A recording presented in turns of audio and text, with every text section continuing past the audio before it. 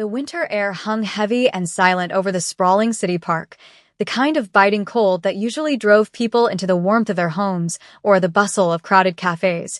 Yet tonight the park was not entirely abandoned. Snow had begun to fall an hour ago, dusting the iron lampposts and the frozen walkways in a layer of pristine white, creating a hushed atmosphere that felt removed from the chaotic rhythm of the metropolis surrounding it. Sitting alone on a wooden bench that had been cleared of the fresh powder was Junho, a man whose sharp, tailored suit was far too expensive for a casual evening in the cold, and whose dark wool coat did little to hide the rigid, imposing posture of someone who spent his life expecting an attack. He was a figure of immense power in the shadows of the city, a Korean mafia boss who commanded armies of men with a single whisper, yet here, under the amber glow of the street lamp, he was simply a silhouette of profound isolation. He stared at the frozen pond before him, his breath misting in the air, lost in a contemplative silence that was suddenly broken by the crunch of boots on snow. Approaching him was a woman who seemed to carry the weight of the world on her shoulders, dressed in an elegant beige coat that screamed high-status professional, yet her eyes held a vulnerability that betrayed her impeccably put-together appearance.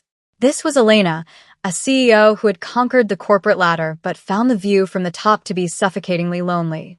She hesitated for a moment, clutching her designer bag with trembling hands, watching the dangerous-looking man who radiated a do-not-disturb aura. But the crushing weight of her own solitude was heavier than her fear. She took a breath that rattled in her chest, stepped into his line of sight, and with tears welling in her eyes, she spoke the words that had been clawing at her throat all evening. "I don't have a boyfriend. Can I spend a day with you?" she asked, her voice cracking with a mixture of desperation and hope, the absurdity of the request hanging in the freezing air between them. Junho turned his head slowly, his dark eyes narrowing as he assessed the woman standing before him, his instincts instantly scanning for threats, wires, or weapons, but finding only a woman who looked as though she was shattering from the inside out. He was accustomed to people approaching him with fear, with greed, or with deceit, but never with such a raw, unvarnished plea for simple companionship. The silence stretched out, filled only by the soft sound of falling snow and the distant hum of traffic as he processed her request. He saw the way her knuckles were white from gripping her bag, the way the cold wind whipped a stray curl of dark hair across her face, and the undeniable sincerity in her tear-filled gaze. "You do not know who I am," Junho said, his voice a low baritone that rumbled with a warning, yet lacked the usual malice he reserved for his enemies. Elena shook her head, a tear finally escaping and tracing a warm path down her cold cheek. "I don't care who you are," she replied, her voice gaining a fraction more strength. I have everything, and I have nothing. I didn't want to be alone tonight." Please, it was a confession of weakness that a woman of her stature would never admit in a boardroom, but out here in the anonymity of the winter night, the armor had fallen away. Junho looked at the empty space on the bench beside him, then back at her. He saw a reflection of his own hollowness in her eyes, the successful professional who had traded connection for power, the lonely soul trapped in a cage of their own making. Slowly, deliberately, he shifted his weight and nodded once, a subtle invitation that bridged the gap between their two vastly different worlds. "Sit," he commanded softly, the word less of an order and more of an offering. As Elena sat down, maintaining a respectful distance, the dynamic of the evening shifted from a chance encounter to a shared pact against the encroaching darkness of their lives. For a long time, neither of them spoke, the only communication being the shared experience of the winter chill and the strange comfort of a stranger's presence. Elena found herself relaxing for the first time in years, the knot of anxiety that permanently resided in her chest beginning to loosen in the presence of this stoic, silent man. She watched the snow collect on the shoulders of his dark coat and felt a sudden, overwhelming urge to explain herself, to justify why a CEO of a Fortune 500 company was begging a stranger for time. "I work 80 hours a week," she whispered, her breath forming small clouds. "I have 3 assistants, a driver, and a penthouse I rarely see. Today was my birthday, and the only person who wished me a happy birthday was my bank's automated email system." The admission hung in the air, stark and pathetic in her own ears, but Junho did not laugh. Instead, he turned to face her fully, his expression softening in a way that would have terrified his subordinates, for they had never seen their boss look at anyone with empathy. "I have 1,000 men who would die for me," Jun-ho replied, his voice carrying the weight of his violent legacy. "But I cannot remember the last time someone asked to sit with me without wanting a favor or a promotion. It was a rare exchange of truths, two titans of their respective industries stripping away the titles and the accolades to reveal the human beings underneath." The connection was instantaneous and terrifyingly deep, rooted in the shared understanding of the cost of success. Jun-ho stood up abruptly, the movement fluid and powerful, causing Elena to look up in surprise. "It is too cold to sit," he stated, buttoning his coat. "If you want to spend the day, or what is left of it, we should not freeze to death." He extended a gloved hand toward her, a gesture of old-world chivalry that seemed at odds with the dangerous energy he emitted. Elena looked at his hand, then at his face, and for the first time that night, a genuine smile touched her lips as she reached out and took it. They walked through the park and out onto the city streets, the winter evening transforming the urban landscape into a glistening wonderland of lights and reflections. Jun-ho adjusted his pace to match hers, a subtle consideration that Elena noticed and appreciated. They found themselves wandering toward a night market that was bustling with life despite the cold, the air thick with the scent of roasted chestnuts and sweet pancakes. It was a place Elena usually experienced only from the back seat of her limousine, a blur of color and noise she was too busy to engage with. Now, walking beside Jun-ho, she felt immersed in the vibrancy of it all. He steered her toward a stall selling hotteok, the sweet Korean pancakes steaming on the griddle. "You have eaten?" he asked, and Elena realized she hadn't had a proper meal in 2 days, surviving on coffee and adrenaline. She shook her head. Jun-ho bought 2, handing one to her wrapped in a paper cup. The warmth seeped into her frozen fingers, a physical manifestation of the warmth growing between them. As she took a bite, the sweet, molten sugar filling burst to her mouth, and she let out a sound of pure delight that made Jun-ho's lips twitch upward. "Simple things are often the most expensive to afford," he mused, watching the crowd moving around them. He was vigilant, his eyes constantly scanning the perimeter, his body acting as a subtle shield between Elena and the jostling crowd. She noticed how people instinctively moved out of his way, parting like the sea before him, sensing the authority he carried. "You're constantly watching," Elena observed, wiping a bit of sugar from her lip. "Is it exhausting?" Being. "Whatever you are." She still didn't know the specifics, but the expensive suit, the scars on his knuckles, and the way he moved told a story she was beginning to piece together. "Peace is a luxury I cannot buy," Jun-ho admitted, looking down at her with an intensity that made her heart race. "But for tonight, I am just a man eating a pancake." They continued their walk, leaving the noise of the market for the quieter, cobblestone streets of the historic district, where the old gas lamps cast long, dancing shadows against the brick buildings.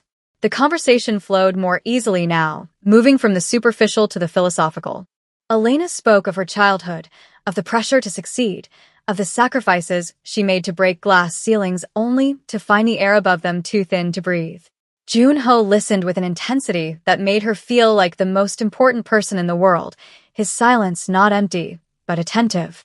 He shared fragments of his own life, not the violence or the crime, but the burden of legacy, the weight of family expectations, and the crushing reality of leadership.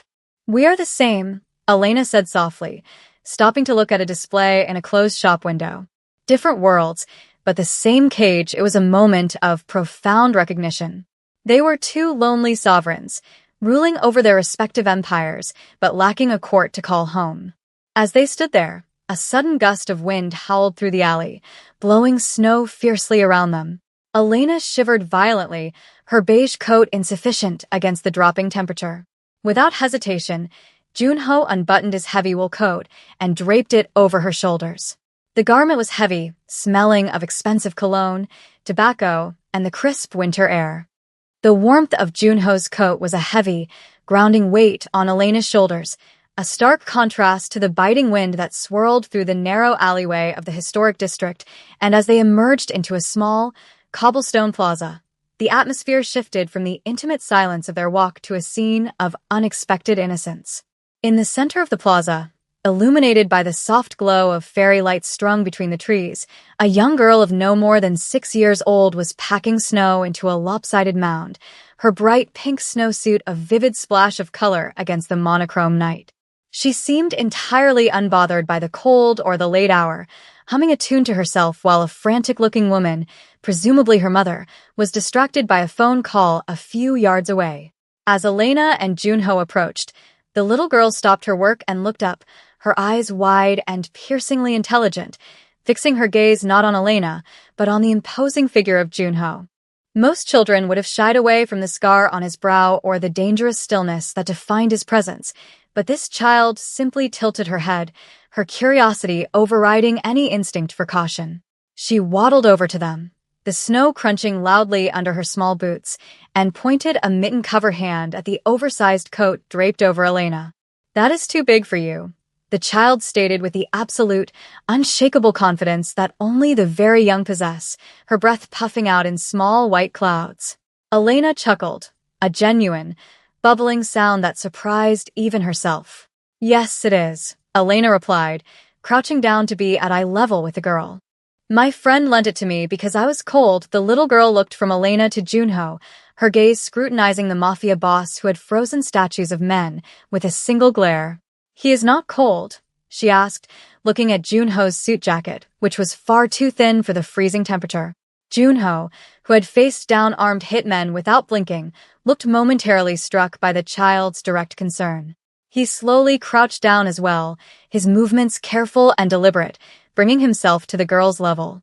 "I am used to the cold, little one," he said, his voice dropping to a gentle rumble that lacked its usual sharp edge. The girl frowned, unsatisfied with this answer, and reached out to pat his knee with her snowy mitten. "Nobody is used to the cold," she corrected him with profound simplicity. "You just forgot how to be warm because you gave away your shell." The words hung in the air, piercing through the layers of pretense they had both been wearing. It was a devastatingly accurate observation that stripped Junho of his tough exterior and exposed the sacrificial nature of his earlier gesture. He stared at the child, his dark eyes widening slightly, realizing that this innocent soul had seen through the carefully constructed armor of the boss to the man underneath who was willing to freeze so another could be comfortable. The child's mother quickly hurried over, apologizing profusely and ushering the girl away, but the echo of the interaction lingered long after the plaza fell silent again, leaving Elena and Junho standing in the aftermath of the unintentional truth bomb. They walked to a nearby stone bench that had been cleared of snow, the mood between them shifting from casual companionship to something deeper and more vulnerable. Elena pulled the coat tighter around herself, not just for warmth now, but as if trying to physically hold onto the shell the child had mentioned. "She was right, you know," Elena said softly, breaking the silence as they sat down, the distance between them on the bench significantly smaller than it had been at the park hours ago. "You act like you're made of stone, Junho, but you're just." Waiting, Junho leaned forward, resting his elbows on his knees, staring at his clasped hands. The encounter with the child had unearthed a buried ache in his chest, a longing for a life he had disqualified himself from the moment he took his blood oath. "In my world," he began, his voice rough with suppressed emotion, "to be warm is to be weak. If I show I feel the cold, my enemies will burn me." He turned his head to look at her, and the street lamp caught the raw honesty in his expression. "But looking at that child, I realized I have built an empire of ice. I have money, power, respect. But I do not have anyone to worry if I am cold." Elena felt a lump form in her throat, recognizing the mirror image of her own life in his words. She had chased the corner office and the title of CEO, sacrificing relationships and family on the altar of ambition, only to find that success was a cold bedfellow. "I wanted that," Elena whispered, tears pricking her eyes again, though this time they weren't from sadness, but from release. "I wanted a little girl in a pink snowsuit. I wanted to be the one distracted on the phone while my family played. But I told myself I didn't have time. I told myself next year, next promotion, next deal. And now, I'm just a woman in a borrowed coat." It was a moment of shared grief for the lives they hadn't lived, a mourning of the paths not taken. Junho reached out, his hand hesitating for a fraction of a second before covering hers where it rested on the bench. His skin was cold, but his touch was electric, a bridge between their two lonely islands. "It is not too late," he said, though the uncertainty in his voice betrayed his own doubts. "Tonight, at least, we are not a CEO and a criminal. We are just two people trying to find the warmth." As the night deepened and the city began to settle into the darkest hours before dawn, the reality of Junho's dangerous existence threatened to shatter the fragile bubble of normalcy they had created. A sleek black sedan rolled slowly past the plaza, its tinted windows impenetrable, and Elena felt Junho's entire demeanor shift instantly. The muscles in his arm coiled tight beneath his shirt, and his gaze sharpened into a lethal instrument as he tracked the vehicle.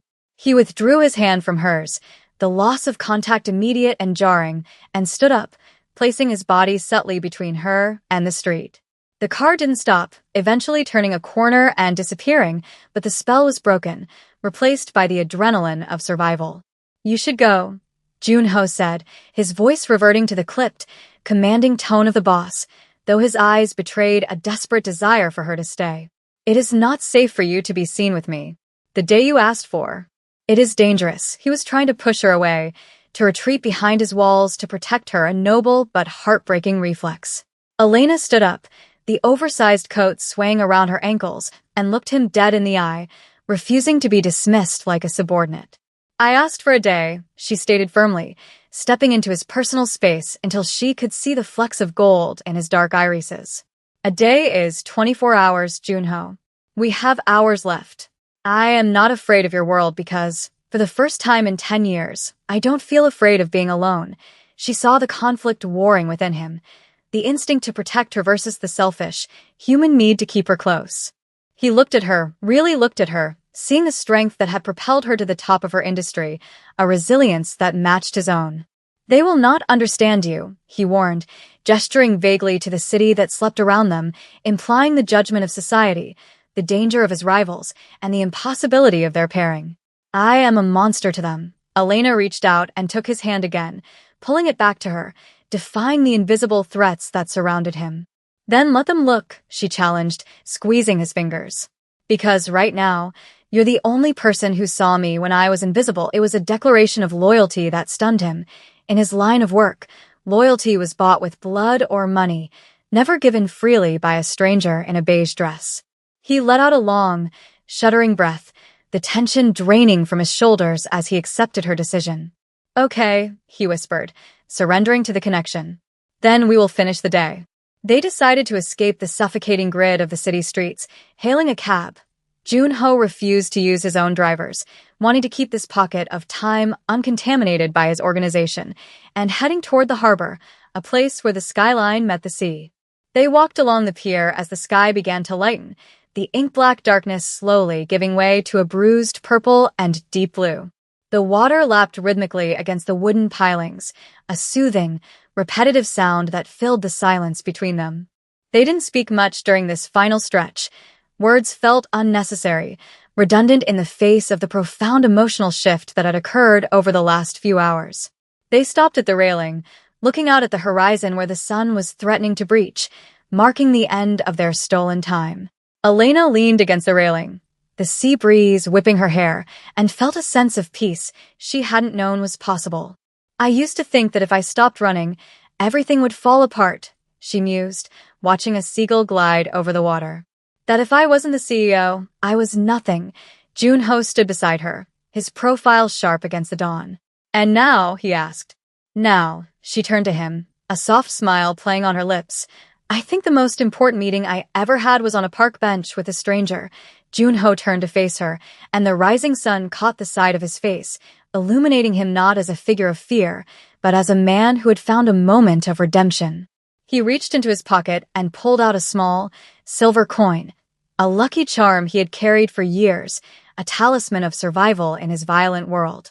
He took her hand and pressed the cold metal into her palm, closing her fingers over it.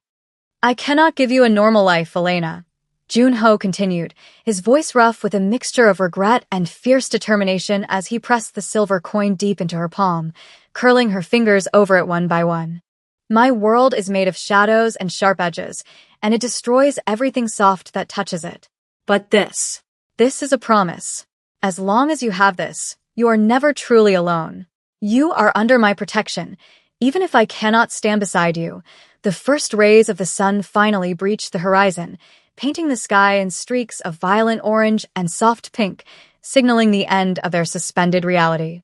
The city behind them began to stir, the distant rumble of delivery trucks and early commuters breaking the sacred silence they had shared. Elena looked down at the coin, feeling the warmth of his hand lingering on the metal, and then looked back up at him. She realized that the day she had begged for was over. The 24 hours were up, and the pumpkin was turning back into a carriage, or in this case, the magical connection was about to be severed by the demands of their respective stations. Slowly, with a heaviness in her movements that had nothing to do with fatigue, she reached up and unbuttoned the heavy wool coat that had shielded her from the winter night. As she slid it off her shoulders, the cold morning air hit her silk dress, biting and sharp, but she found she didn't shiver.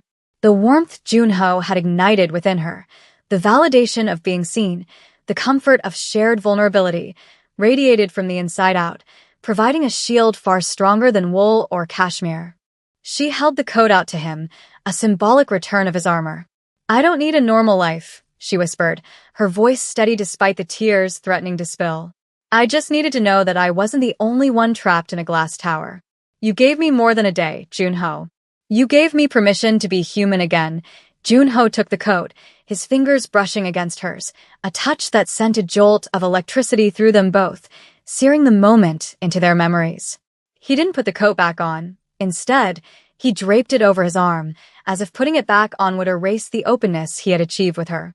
"Go," he said softly, the single word laden with the pain of letting her go. "Before the city wakes up and tries to tell us who we are supposed to be."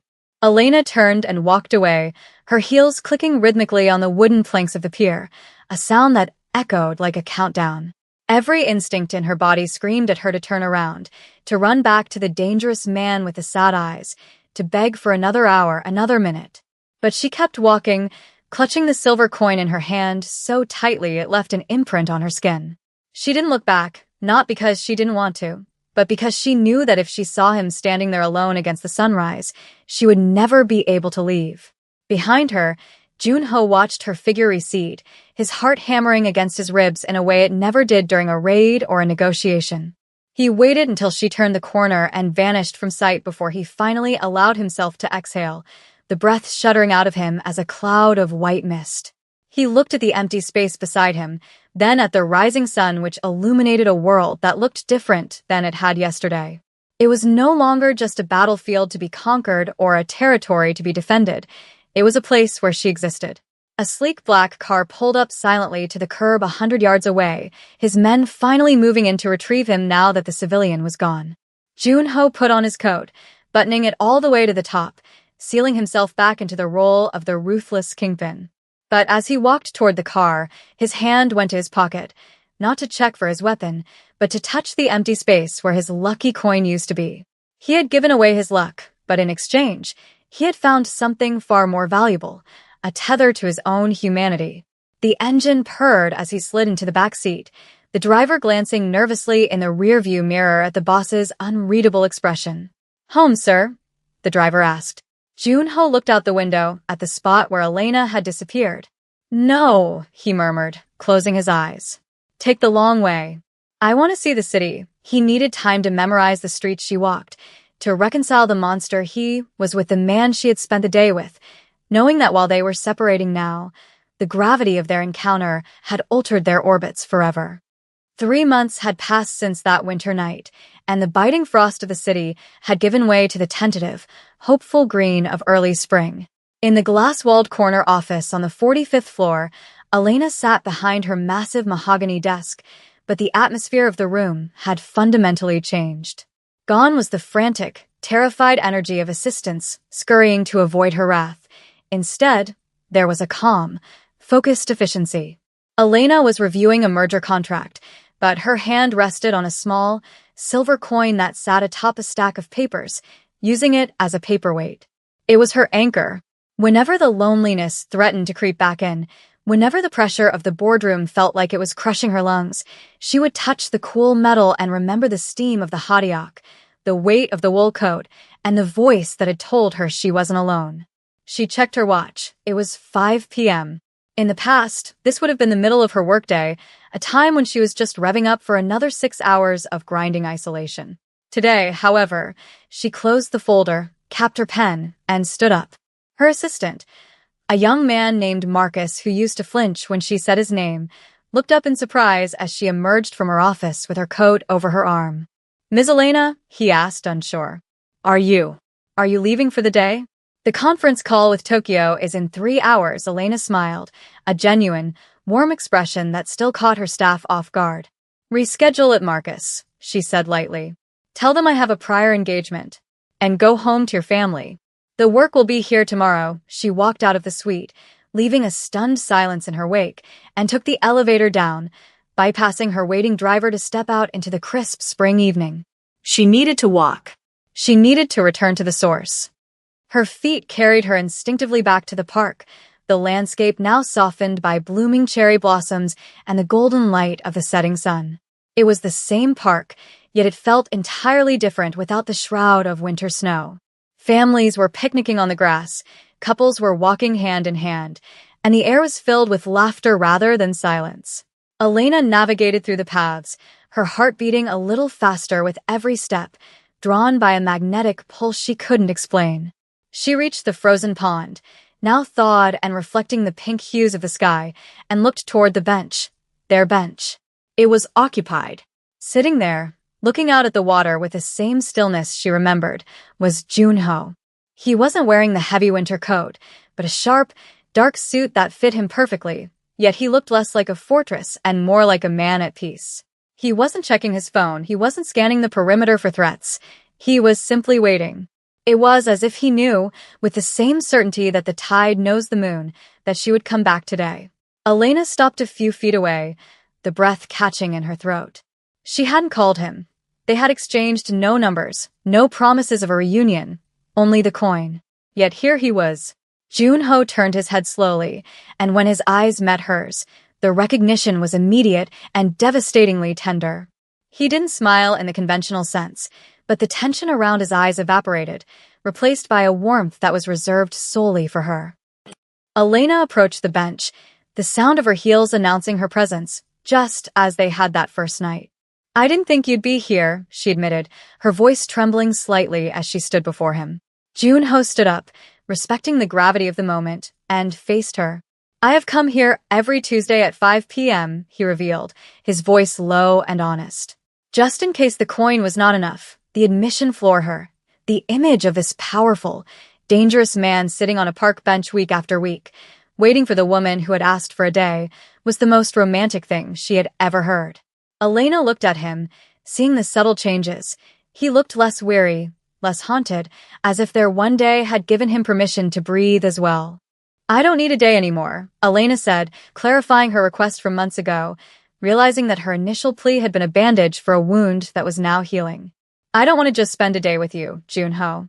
I want to know you. The real you. Not the boss, not the protector. Just you." Junho reached out and took her hand, his grip firm and familiar, grounding her instantly. He looked at the woman who had braved his world with nothing but vulnerability and saw the only future that mattered. "Then sit," he said, echoing his first invitation, but this time his tone was filled with hope rather than resignation. "We have time." As they sat down together, the distance between them non-existent, the sun dipped below the horizon, not marking an end, but a beginning. The lonely CEO and the isolated kingpin sat side by side, watching the city lights flicker on, no longer two solitary figures fighting the cold, but a family of two who had found their way home.